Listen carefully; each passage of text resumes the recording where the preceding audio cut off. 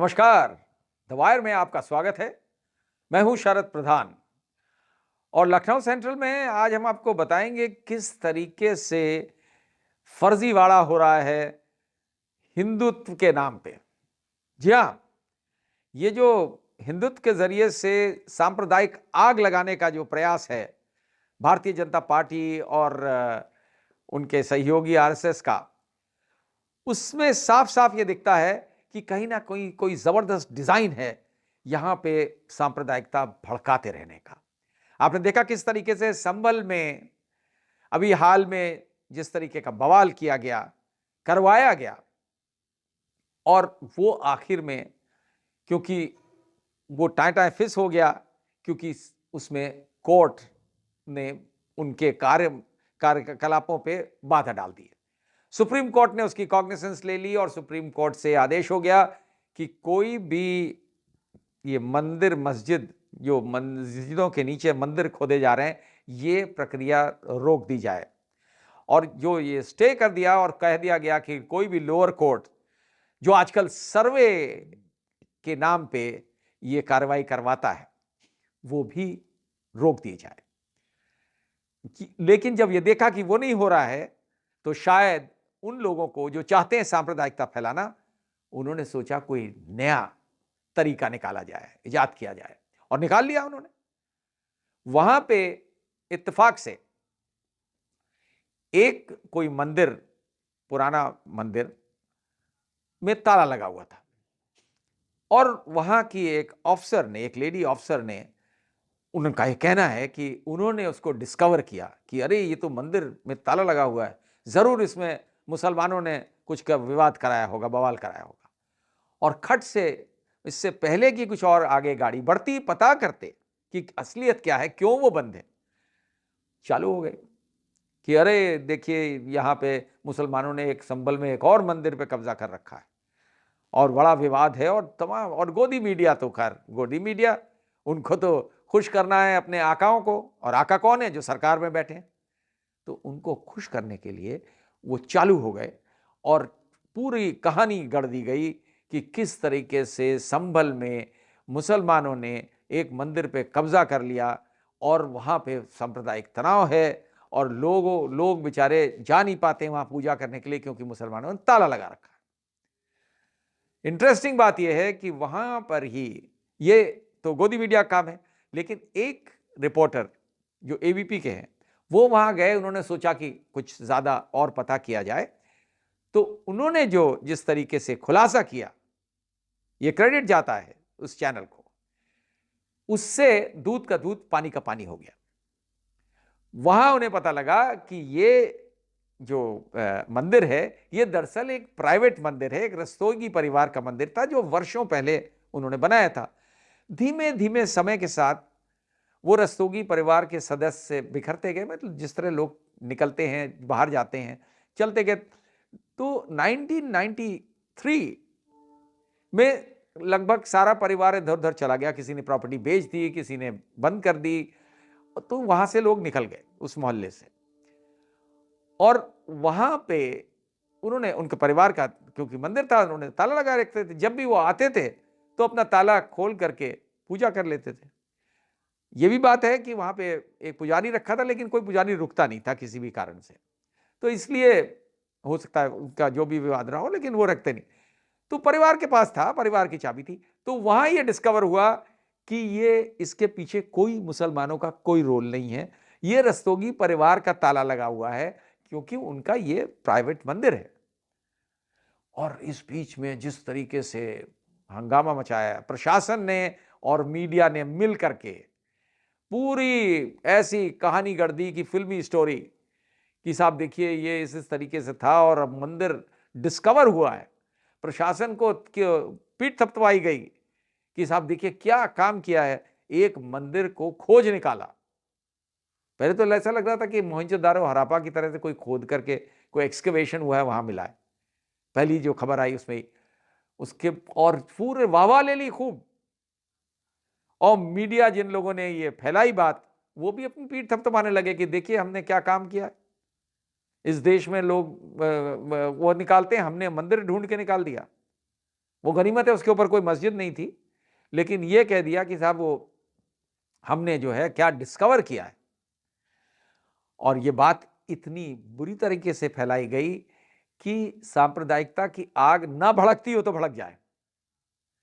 ये श्रेय जाता है हमारे गोदी मीडिया को और योगी आदित्यनाथ के प्रशासन को भी, जिन्होंने सोचा कि चलो हम एक कहानी गढ़ें तो इसमें हमारे को फायदा हो जाएगा, बाबा जी खुश हो जाएंगे कि देखिए कितने बड़े हिंदुत्व के पैरोकार हैं ये अफसर लोग, जिन्होंने ढूंढा एक मंदिर जो कब्जे में था मुसलमानों के, उसको निकाला और जनता के लिए जो है समर्पित कर दिया जनता को। क्योंकि वहां जब ताला खोल दिया गया ऑफिशियल ऑर्डर के तहत, तो लोग आने लगे, वहां पे जाने लगे और सबको यही बताया गया कि देखिए अभी तक ये कब्जा किए हुए थे, कौन मुसलमान ने कब्जा कर दिया इसका नहीं ढूंढने के प्रयास किया। कोई फैक्चुअली अगर जो रिपोर्टर एक पता कर सकता था तो प्रशासन तो कर सकता था, लेकिन कोई जरूरत नहीं समझी, क्योंकि उनका उद्देश्य यही था कि किस तरीके से इसके जरिए से यह बात साबित हो जाए कि हाँ संभल तो है ही। अच्छा, संभल पॉलिटिक्स वो रिलीजियसली काफी सेंसिटिव रहा है, ये सबको मालूम है, तो उन्होंने बताने के लिए कि देखिए यहां तो यही होता है कि एक और मंदिर कब्जा कर लिया। जैसे उस जो संभल में जिस तरीके से ये प्रूव करने का प्रयास चल रहा था कि वहां जो मस्जिद है वहां की, उसके नीचे मंदिर है और ये मस्जिद खाली करी जाए, यही तो हुआ था वहां पे। और इस कदर मतलब उसमें सर्वे ऑर्डर कर दिया लोकल कोर्ट ने, क्योंकि प्लेसेस ऑफ वर्शिप एक्ट 1991 तो रोक लगाता है कि कोई भी रिलीजियस प्लेस, मंदिर, मस्जिद, गुरुद्वारा, चर्च, किसी में भी कोई अलावा अयोध्या के, ये 1991 में कानून बनाया गया था कि कोई भी प्लेस ऑफ वर्शिप में किसी प्रकार का चेंज नहीं किया जाएगा, ऑल्टरेशन नहीं किया जाएगा, ऐसा ही रहेगा जैसा कि 15 अगस्त 1947 को जो स्टेटस था वो वही रहेगा। तो उसके तहत तो संभल में किसी मस्जिद के बारे में सर्वे होना ही नहीं चाहिए था, लेकिन एक नया चीज सर्वे नाम का इजाद की गई है और उसके लिए श्रेय जाता है देश के पूर्व chief justice of India DV Chandrachud को, कि उन्होंने काशी के केस में यह किया था कि नहीं, जो ज्ञानवापी मस्जिद है वहां पे, कि उसका सर्वे कर लिया, सर्वे में कोई प्रॉब्लम नहीं है, कैरेक्टर थोड़ी ना बदल रहे, कोई ऑल्टरेशन थोड़ी ना हो रहा है। इससे रास्ता खोल दिया, पैंडोरास बॉक्स खोल दिया और जगह जगह छोटे छोटे कोर्ट्स, करीब 16-17 जगह ऐसा हो चुका है। तो गनीमत है कि उसके नाम पे, सर्वे के नाम पे ऐसा ही संभल में हुआ था, उसको लेकर के दंगा हुआ और पुलिस ने गोली चलाई, 4 लोग मर गए। क्या फर्क पड़ता है सरकारों को और पुलिस को? कोई फर्क नहीं, लोगों की जान जाती है चली जाए, और झूठ के बिना पे जा रही। तो वैसा ही यहां जो दूसरा, ये जो मंदिर खोद करके निकाला, झूठ के आधार पर निकाला, क्या इसको लिए किसी को सजा मिलेगी? कोई इसके लिए आंसरेबल होगा? फिलहाल तो नहीं दिखता है, जबकि ये सत्य सामने आ चुका है, सरकार के पास कोई जवाब नहीं है इसका। लेकिन आग भड़काने के लिए इसका इस्तेमाल करना, क्या यह जायज है? किसी सरकार को यह करना क्या यह उचित है? यही बताना चाहता हूं मैं आपको कि संभल के रहिए। इस तरीके की आग फैलाने का पूरा प्रयास हो रहा है जो लोग शासन में बैठे हुए हैं उनके द्वारा, और जो मीडिया उनको प्रसन्न करने के लिए चाटुकारिता में लगा है। अलर्ट रहिए, सावधान रहिए ऐसे लोगों से, ऐसे एलिमेंट से, क्योंकि ये जो है ये देश को बुरी तरीके से बर्बाद कर सकता है। हिंदू मुसलमान करके वोट तो हासिल कर सकते हैं लोग, लेकिन इनको ना तो फिक्र है देश की ना देशवासियों की, जबकि बड़ा क्लेम करते हैं कि बड़े हिंदूवादी हैं। ये सब झूठे, ये सब भी झूठ है, क्योंकि अगर सच्चे हिंदूवादी होते तो इस तरीके के झूठ पे आधार पे सांप्रदायिकता ना भड़काते। हम तो आपको बताना भी चाहते हैं कि जिस तरीके से, खास तौर से उत्तर प्रदेश के बारे में, क्योंकि यूपी में इस तरीके का माहौल बिगाड़ने का प्रयास बार बार होता है। आपको याद है चुनाव में भी ये किया गया, यहां तक कि 2024 का लोकसभा चुनाव तो इस उम्मीद से किया जा रहा था कि वहां जब ये अयोध्या के मंदिर की प्राण प्रतिष्ठा की गई, प्रधानमंत्री नरेंद्र मोदी ने स्वयं करी और खुद ही वो वहां के पुजारी भी बन गए, जजमान भी बन गए। ऐसा लग रहा था कि अब तो ये स्वीप करेंगे इलेक्शन, और इसी उम्मीद से किया जा रहा था क्योंकि मंदिर पूरी तरह से का पूरा भी नहीं हुआ था। इनकम्प्लीट मंदिर का की प्राण प्रतिष्ठा करना मना किया गया था। सारे शंकराचार्य उसके विरोध में थे। फिर शंकराचार्यों को धमकाया गया, ईडी का डर दिखाया गया और वो भी खामोश हो गए। उसके बाद प्राण प्रतिष्ठा कर दी गई।